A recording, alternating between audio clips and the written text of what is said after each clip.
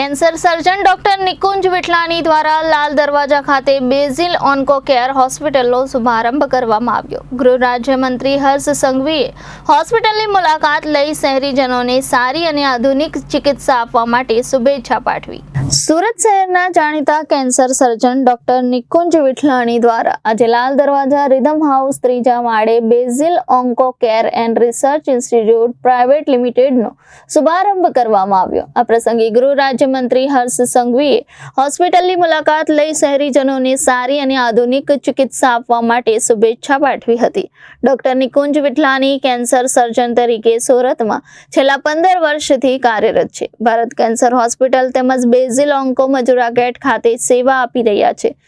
વરાછા કતારગામ અમરોલી જેવા વિસ્તારમાં રહેતા સૌરાષ્ટ્રવાસીઓ તેમજ પર્વત પાટિયા જેવા વિસ્તારમાં રહેતા કેન્સરના દર્દીઓને નજીક પડે તે માટે આજથી ડોક્ટર નિકુંજ વિઠલાણી દ્વારા બીજી શાખા લાલ દરવાજા ખાતે શરૂ કરવામાં આવી છે। લાલ દરવાજા રિધમ હાઉસ ત્રીજા માળે શરૂ કરવામાં આવેલ onco care and research institute private limited અંગે વાત કરતા ડોક્ટર નિકુંજ વિઠલાણીએ જણાવ્યું કે અહીં કેન્સરની બધી જટિલ સર્જરીઓ થઈ શકશે। આ નવા હોસ્પિટલમાં 20 બેડની સુવિધા ઉપરાંત 2 અત્યાધુનિક ઓપરેશન થિયેટર કાર્યરત છે। તે ઉપરાંત અહીં special cancer rehabilitation centre, dental centre, physiotherapy centre મળી ફૂલ ફેજ કેન્સર હોસ્પિટલ છે। આ વિસ્તારમાં કેન્સરથી પીડિત લોકોએ કેન્સરની સારવાર માટે આ હોસ્પિટલનો જરૂર લાભ લેવો। કેન્સર સર્જન ડોક્ટર નિકુંજ વિઠલાણીએ વધુમાં જણાવ્યું હતું કે આજ સુધી તેઓ 50,000થી વધુ દર્દીઓને સુખી કરવામાં મદદરૂપ થયા છે। 30,000થી વધુ કેન્સરની સર્જરીઓ કરી છે। ડોક્ટર વિઠલાણીએ જણાવ્યું હતું કે તેમની પ્રેક્ટિસ દરમિયાન મોટાભાગના દર્દીઓ મોઢાના કેન્સરના અને બ્રેસ્ટ કેન્સરના દર્દીઓ આવતા હોય છે। તે ઉપરાંત તેઓએ પેટમાંથી 10 કિલોની ગાંઠ કાઢવાની સફળ સર્જરી પણ કરી છે। હાલમાં જઠર, લીવર અને ફેફસાનો ભાગ કાઢવામાં આવ્યો હોય તેવા દર્દીને 12મા દિવસે ડિસ્ચાર્જ કર્યો છે। આમ કેન્સરની તમામ જટિલ સર્જરીઓ તેમણે કરી છે। ડોક્ટર નિકુંજ વિઠલાણી કહે છે કે કેન્સરને જલ્દી જાણી શકાય તો જીતી શકાય છે। કેન્સરને જલ્દી જાણી શકાય તે માટે આપણે આપણા શરીર સંબંધે જાગૃત રહેવું જોઈએ। શરીરમાં કોઈ નવા લક્ષણો દેખાય જેવા કે ગાંઠ થવી, ચાંદુ પડવું, વાગ્યા વગર લોહી આવવું, સંડાસ પેશાબના માર્ગે લોહી જવું, સ્ત્રીઓને માસિક સિવાય લોહી આવવું, ચાંદુ પડે અથવા ગાંઠ થાય તેવા સામાન્ય લક્ષણ છે જે આપને સરળતાથી ખબર પડી જાય છે। તમાકુનું સેવન કરનારાઓને મોઢામાં ચાંદા પડે અને 7-8 દિવસમાં રોજ ન આવે તે પણ કેન્સરનું લક્ષણ સરળતાથી જાણી શકાય છે। આ પ્રસંગે ડોક્ટર નિકુંજ વિઠલાણીએ શહેરીજનોને કેન્સર સંદર્ભે સંદેશ આપતા જણાવ્યું હતું કે કેન્સરનું પ્રમાણ દરરોજ વધી રહ્યું છે। વ્યસન અને અયોગ્ય લાઇફસ્ટાઇલના લીધે કેન્સરનો રોગ થાય છે। તંબાકુ, આલ્કોહોલનું સેવન ન કરો, હેલ્ધી લાઇફસ્ટાઇલ જીવો। હેલ્ધી લાઇફસ્ટાઇલ એટલે સમયસર 2 ટાઈમ જમવાનું, બોડીનો સ્ટ્રેસ ઓછો કરવાનો, સપ્તાહમાં 5 દિવસ 30 મિનિટ સુધી પરસેવો પડે તેવી કસરતો કરો તો હેલ્ધી લાઇફસ્ટાઇલથી કેન્સર, હાર્ટ જેવી ભયાનક બીમારીથી બચી શકાશે। હું doctor Nikunj Vithalani cancer surgeon તરીકે સુરતમાં છેલ્લા 15 વર્ષથી કાર્યરત છું। ભરત કેન્સર હોસ્પિટલ તેમજ Basil onco Care Majura gate ખાતે ચલાવું છું। હવે સૌરાષ્ટ્રવાસીઓ માટે અને ખાસ કરીને વરાછા, કતારગામ, અમરોલી અને પર્વત પાટિયા જેવા એરિયાઓને નજીક પડે તે માટે અમે બીજી બ્રાન્ચની શરૂઆત આજે લાલ દરવાજા ખાતે કરી રહ્યા છે। આ બ્રાન્ચમાં 20 બેડેડ હોસ્પિટલની સાથે સાથે 2 અત્યાધુનિક ઓપરેશન થિયેટર છે કે જ્યાં કેન્સરની બધી જ સર્જરીઓ જે જટિલમાં જટિલ કહેવાય એ બધી જ સર્જરીઓ થઈ શકશે। એની સાથે સાથે કિમોથેરાપી પણ થઈ શકશે અને આ ઉપરાંત અહીંયા વ્યવસ્થિત સ્પેશિયલ રિહેબિલિટેશન સેન્ટર્સ એટલે કે dental rehabilitation centre, physiotherapy rehabilitation centre સાથે એક ફૂલ ફ્લેજ કેન્સર હોસ્પિટલ છે। તો આ એરિયામાં રહેતા અથવા જે લોકોને આ એરિયા નજીક પડતો હોય એમણે આ હોસ્પિટલનો લાભ જરૂરથી લાભ લેજો। Thank you. આટલા વર્ષોથી આપ આ ફિલ્ડ સાથે જોડાયા છો, કયા પ્રકારના દર્દીઓને આપણે સારા કરીએ છીએ તે વિશે પણ કહો। આમ તો અત્યાર સુધીમાં એમ કહું, મેં મારા કોર્ટમાં લખ્યું છે એ પ્રમાણે કે મોર દેન 50,000 પેશન્ટ્સ હેપી પેશન્ટ્સ છે મારા। નંબર ઓફ સર્જરીઝ કહું તો લગભગ 30,000થી કરતાં વધારે સર્જરીઓ થઈ ચૂકી છે અને મોટાભાગના દર્દીઓ આપણા પાસે મોઢાના કેન્સરના, બ્રેસ્ટ કેન્સરના આવતા હોય છે। પણ આ ઉપરાંત ઘણી બધી એવી સર્જરીઓ પણ કરી છે જેમ કે પેટમાંથી લગભગ 10 કિલોની ગાંઠ કાઢવામાં આવી છે જેની પણ મીડિયાએ બહુ સારી રીતે નોંધ લીધેલી હતી। આ ઉપરાંત હમણાં જ એક સર્જરી કરી છે જે ક્વાઇટ અનયુઝ્યુઅલ કહેવાય કે જઠરની પાસેથી આવતું ઇવિંગ સાર્કોમા કે જે જઠર, લીવર, ફેફસાનો ભાગ આ બધા જ ઓર્ગનનો ભાગ સાથે કાઢવામાં આવે છે અને પેશન્ટ આજે 12મા દિવસે મેં ડિસ્ચાર્જ કર્યું છે. એટલે જટિલમાં જટિલ સર્જરીઓ કહેવાય એ સર્જરીઓ બધી જ આપણે કરતા હોઈએ છીએ. આના સિમ્પટમ્સ કયા હોય છે, કેવી રીતે તમારો સંપર્ક કરી શકીએ એ વિશે પણ આપો.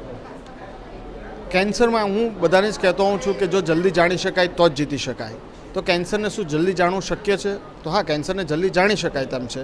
એના માટે એના આપણે સિમ્ટમ્સથી અવેર રહેવા જોઈએ. બહુ સાદી ભાષામાં કહું તો આપણી બોડીમાં ક્યારે પણ કંઈ પણ અનયુઝ્યુઅલ કંઈક નવું થતું હોય તો એ આપણને ખબર પડી જ જતી હોય છે. એટલે બોડીમાં કોઈ પણ પ્રકારની ગાંઠ થવી, કોઈ પણ જગ્યાએ ચાંદુ પડવું, કોઈ પણ જગ્યાએથી વાગ્યા વગર લોહી આવવું, સંડાસના માર્ગે, પેશાબના માર્ગેથી લોહી આવવું, સ્ત્રીઓને માસિક સિવાય લોહી આવવું, અથવા તો બોડીમાં કોઈ બી જગ્યાએ ચાંદુ પડે અને ગાંઠ થાય, આ બધા કેન્સરના બહુ કોમન ચિહ્નો છે કે જે આપને ઇઝીલી ખબર પડી જતા હોય છે. ખાસ કરીને જે લોકો તમાકુનું સેવન કરે છે અને એમને મોઢામાં ચાંદા પડે જે 7-10 દિવસમાં રૂજ ના થાય તો એ પણ એક કેન્સરનું ચિહ્ન હોઈ શકે. એટલે એવા નાના નાના પોઈન્ટ્સ છે કે જો આપણે ધ્યાન રાખીએ તો આપણે કેન્સરને જલ્દીથી જાણી શકીએ તેમ છીએ.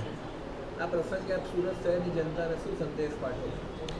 આ પ્રસંગે ભલે હું કેન્સર હોસ્પિટલની શરૂઆત કરવા જઈ રહ્યો પણ લોકોને એક મેસેજ આપવા માગીશ કે કેન્સરનું પ્રમાણ ડે બાય ડે વધી રહ્યું છે અને જે વધવાનું મેઇન કારણ છે એમાં 2 જ વસ્તુ આવે છે, એક તો વ્યસન અને લાઇફસ્ટાઇલ. તો બધાને હું મેસેજ આપવા માગીશ કે તમાકુનું કોઈ પણ પ્રકારના તમાકુનું સેવન ના કરો, આલ્કોહોલનું સેવન ના કરો અને હેલ્ધી લાઇફસ્ટાઇલ જીવો. હેલ્ધી લાઇફસ્ટાઇલ એટલે શું કે સમયસર 2 ટાઈમ જમવાનું અને આપણી બોડીનો સ્ટ્રેસ ઓછો કરવાનો અને વીકમાં એટલીસ્ટ 5 દિવસ માટે મિનિમમ 30 મિનિટની પરસેવો પડે તેવી એક્સરસાઇઝ કરો. જો આટલું કરશો તો તમે એક હેલ્ધી લાઇફસ્ટાઇલ તરફ જશો અને કેન્સર કે હાર્ટ પ્રોબ્લેમ જેવી ભયાનક બીમારીથી બચી શકશો. Thank you. મારું નામ બંટી સુરતી છે. મારા ફાધર દીપકભાઈ સુરતી, એમનું 6 વર્ષ પહેલાં નિકુંજ સરે ઓપરેશન કરેલું હતું. આજની તારીખમાં એમને કોઈ પ્રોબ્લેમ નથી, એકદમ સારું છે, રિકવરી પણ સારી આવી. સરની અંડરમાં ટ્રીટમેન્ટ બહુ સારી મળેલી છે. સરનો સ્વભાવ પણ બહુ સારો છે, નેચર સારું છે. હમણાં હાલમાં તો 1 વીક પહેલાં જ મારા મામા એડમિટ થયા છે, એમનું ઓપરેશન થયું છે. આઈ થિંક મંડે એમને ડિસ્ચાર્જ આપવાના છે. એમને પણ અમારા રિકવરી સારી છે ને આઈ હોપ કે જલ્દી રિકવર થઈ જાય ને સર બહુ સારી સલાહ આપે છે બધાને. તમારા ફાધરને શું બીમારી હતી અને તમને ખબર કેવી રીતે પડી અને આપ નિકુંજ એમને- કેવી રીતે આવ્યા એ હા. વિશે પણ કહો. એમને છે ને એક ગાંઠ થયેલી હતી ડાળ પાસે, તો એ અમે બતાવવા ગયેલા હતા ડૉક્ટર સંદીપ પટેલ ENTને. તો એમને રિપોર્ટ કરાવ્યો અને પછી એમને કીધું કે કેન્સર ડિટેક્ટ થયું છે. એટલે મને પછી 2-3 જણાને મેં રેફરન્સ લીધો કે સાહેબ કોને બતાવાય. ડૉક્ટર દર્શન ઝવેરીને વાત કરી તો સાહેબે મને નિકુંજ સરનો રેફરન્સ આપેલો હતો. તો સર પાસે અમે બતાવવા ગયા તો સરે કીધું કંઈ વાંધો નહીં, આવી જશે, થોડુંક જ છે, ઓપરેશન કરવું પડશે, તમે ગભરાતા નહીં, પણ હું બધું સારું કરી આપીશ. અને સરે ટ્રીટમેન્ટ કરીને બધું સારું થઈ ગયું. કેટલો સમય ટ્રીટમેન્ટ ચાલી, તે સમય દરમિયાન આપને શું તકલીફ પડી અને તમારા પપ્પાએ કેવી હિંમત રાખી? મારા ફાધરે તો બહુ જ હિંમત રાખી, કેમ કે ટ્રીટમેન્ટ બહુ અઘરી હતી. ફર્સ્ટ ઓફ ઓલ તો ઓપરેશન થયું એના પછી ફાધરને જમવામાં બહુ તકલીફ પડતી હતી, કેમ કે ઓલમોસ્ટ લિક્વિડ પર જ એમને ચાલવું પડે છે. આઈ થિંક 2-3 મહિના જેવું લિક્વિડ ચાલ્યું. એના પછી ધીરે ધીરે એમને જમવાનું ચાલુ કર્યું હતું. અત્યારે હાલમાં તેઓ કેવા છે?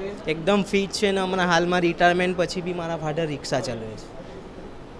આપ સુરત શહેરના શહેરીજનોને શું સંદેશ પાઠવો? શહેરીજનોને એ જ સંદેશ આપવા માંગીએ છીએ કે જે આપણે જે તમાકુ ને ગુટકા એવું ખાઈએ છીએ બંધ કરી નાખો. એના લીધે કેન્સરોના પ્રમાણ વધ્યા છે. ઇવન જે બહારનું ફૂડ છે એના લીધે બી કેન્સરોના પ્રમાણ વધે છે. નિકુંજભાઈને ત્યાં આપે 6 વર્ષ ટ્રીટમેન્ટ કરી, કેવો એમની સાથેનો તમારો વ્યવહાર? બહુ સારો. સરનો સ્વભાવ જ એટલો સારો છે, બધા સાથે સારી રીતના વાત કરે છે, શાંતિથી વાત કરે છે. તમે જે પણ સવાલ પૂછો બધા જવાબ આપે છે સર.